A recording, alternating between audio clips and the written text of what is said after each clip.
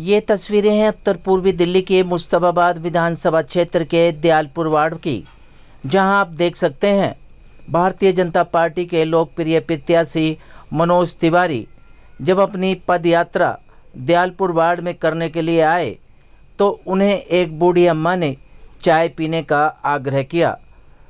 मनोज तिवारी का दिल देखिए, मनोज तिवारी अपनी पद यात्रा छोड़कर ही बूढ़ी अम्मा के पास चाय पीने चले गए। ये तस्वीरें उत्तर पूर्वी दिल्ली के मुस्तफाबाद विधानसभा क्षेत्र के दयालपुर वार्ड की हैं, जहां प्रत्याशी मनोज तिवारी अपने सभी कार्यकर्ताओं के साथ इस बुजुर्ग महिला की चाय पी रहे हैं और उन्हें धन्यवाद भी दे रहे हैं। इसी तरीके का कार्य प्रत्याशी मनोज तिवारी समय समय पर करते रहते हैं ताकि क्षेत्र की जनता में उनका लगाव बढ़े और एक दूसरे से प्यार मोहब्बत के रिश्ते बने और क्षेत्र का विकास भी हो। इसके बाद प्रत्याशी मनोज तिवारी ने अपनी पदयात्रा जारी रखी और क्षेत्र के लोगों से समर्थन मांगा। ये दयालपुर वार्ड में पदयात्रा निकालते भारतीय जनता पार्टी के लोकप्रिय प्रत्याशी मनोज तिवारी है, जिनका क्षेत्रीय जनता फूलमाला पहनाकर और फूलों की वर्षा कर भव्य स्वागत कर रही है। क्या कुछ कहना था प्रत्याशी मनोज तिवारी का, देखिए रिपोर्ट। देखिए, ये हमारी माताजी के ठेले की चाय पी करके कर रहे हैं आज की शुरुआत। आगे चलेंगे हम लोग 1 घंटे साथ, और नरेंद्र मोदी जी के आने के बाद एक और भी गजब का उत्साह है क्षेत्र में। आज हम दयालपुर में पदयात्रा करेंगे और मेरा विश्वास है कि जो भाव चल रहा है वो बड़ी जीत में बदलेगा। जी, मेरा नाम दिनेश प्रताप सिंह है और मैं पिछली 5 तारीख को आम आदमी पार्टी से भाजपा परिवार में शामिल हुआ हूं। मैं हरियाणा का सह प्रभारी था, गुजरात और मध्य प्रदेश का पर्यवेक्षक था और राष्ट्रीय परिषद का सदस्य था। उत्तरी पूर्वी लोकसभा का अध्यक्ष हुआ करता था। मोदी जी की विचारधारा से, भारतीय जनता पार्टी की विचारधारा से, सनातन को जो बढ़ावा दिया जा रहा है उस विचारधारा से, और जो इस देश में एकता कायम हो रही है और चौतरफा जिस तरह से मोदी के साथ पूरा देश जुड़ा हुआ है, उनकी विचारधारा से जुड़ के, प्रभावित होके, भाजपा की विचारधारा से जुड़ के मैं भारतीय जनता पार्टी परिवार का हिस्सा बना हूँ। भाजपा परिवार में आकर कितनी खुशी महसूस हो रही है, कैसा लगता है, कैसा परिवार मिला है आपको? मुझे लगा कि मुझे शायद पहले इनके साथ जुड़ जाना चाहिए था, क्योंकि जिन उद्देश्यों के साथ, जिन मूल्यों के साथ मैं पिछली अपनी पार्टी में अपना समय बिता कर आया हूँ, जब पार्टी खड़ी हुई उस वक्त कांग्रेस की गवर्नमेंट थी, सेंट्रल गवर्नमेंट थी जो कांग्रेस की थी, और कांग्रेस की विचारधारा के खिलाफ हम लोग वहां खड़े हुए थे। हमने आंदोलन शुरू किया था। बहुत सारी खामियां थी, भ्रष्टाचार की खामियां थी, भाई भतीजावाद की खामियां थी। उन खामियों को दूर करने के लिए हमने सोचा कुछ नया हो जाएगा, और हमारे जैसे बहुत सारे साथियों ने ऐसा महसूस किया था कि कुछ नया होने वाला है, कुछ नई क्रांति आने वाली है। लेकिन देखते देखते अब ये जब लोकसभा का चुनाव आया तो हद तो तब हो गई जब उनके साथ गठबंधन हो गया।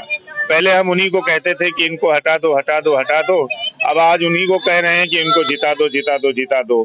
तो कथनी और करनी में काफी फर्क महसूस हुआ, और उस फर्क को ध्यान में रखते हुए मुझे लगा कि मुझे कोई कम से कम सनातन की तरफ बढ़ के अपने आत्मविश्वास को, अपने आत्मसम्मान को तो बढ़ावा दिया जा सके, उसकी रक्षा करनी चाहिए। सनातन की, सत्य सनातन की रक्षा करना चाहिए। राष्ट्र सर्वोपरि होना चाहिए। जय श्री राम अगर हैं तो सारे धर्म हैं। श्री राम का सम्मान होना चाहिए, उनकी भावनाओं से जुड़ना चाहिए। सारी दुनिया श्री राम का सम्मान करती है, उनको आराध्य मानती है।